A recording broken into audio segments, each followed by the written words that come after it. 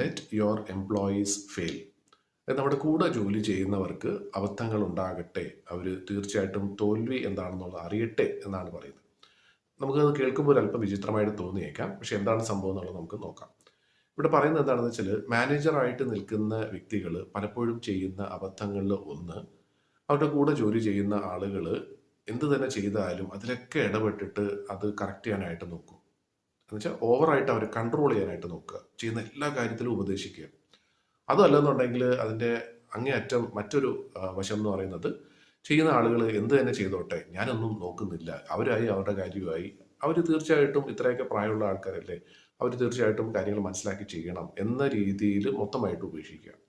ഇത് രണ്ടും തെറ്റാണ്. ഇതിൻ്റെ ഇടയ്ക്കായിരിക്കണം നല്ലൊരു മാനേജറിൻ്റെ ഒരു പ്രവർത്തന രീതി എന്ന് പറയുന്നത്. അതായത് നമ്മുടെ കൂടെ ജോലി ചെയ്യുന്ന ആളുകൾ ചെയ്യുന്ന കാര്യങ്ങൾ എന്തൊക്കെയാണെന്നുള്ളത് ശ്രദ്ധിക്കുക.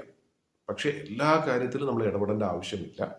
എന്താ കാര്യം എന്ന് വെച്ചാൽ, ഇവിടെ പറയുന്നത് വേറൊന്നുമല്ല, ഒരു വ്യക്തി തീർച്ചയായിട്ടും ജീവിതത്തിൽ എന്തെങ്കിലും പഠിക്കുന്നത് അബദ്ധങ്ങൾ ചെന്ന് ചാടി എന്തെങ്കിലും ഒരു മിസ്റ്റേക്ക് അല്ലെങ്കിൽ ഒരു ഫെയിലിയർ സംഭവിക്കുമ്പോഴാണ് തീർച്ചയായിട്ടും അതിൽ നിന്നും ഒരു പാഠം പഠിക്കുന്നത്.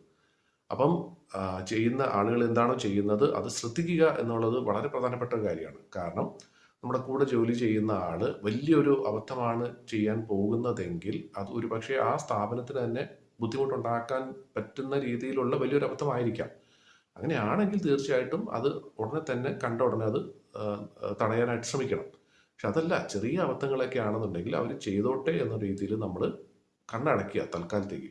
എന്നിട്ട് അത് ആ ഒരു തെറ്റ് അവർക്ക് സംഭവിച്ചു കഴിയുമ്പോഴത്തേക്കും, ഒരു അബദ്ധം സംഭവിച്ചു കഴിയുമ്പോഴത്തേക്കും എന്തുകൊണ്ട് ഇങ്ങനെ സംഭവിച്ചു എന്നുള്ള രീതിയിൽ അവരൊരു എന്താ സുഹൃത്ത് എന്നുള്ള രീതിയിൽ അവരെ ചെന്ന കാര്യങ്ങൾ പറഞ്ഞ് മനസ്സിലാക്കുക. കാരണം ആ ഒരു അബദ്ധം പിന്നെ ഒരിക്കലും അവർ പിന്നീട് രണ്ടാമതായിട്ട് അവർ ചെയ്യില്ല എന്നുള്ളതാണ് സത്യം.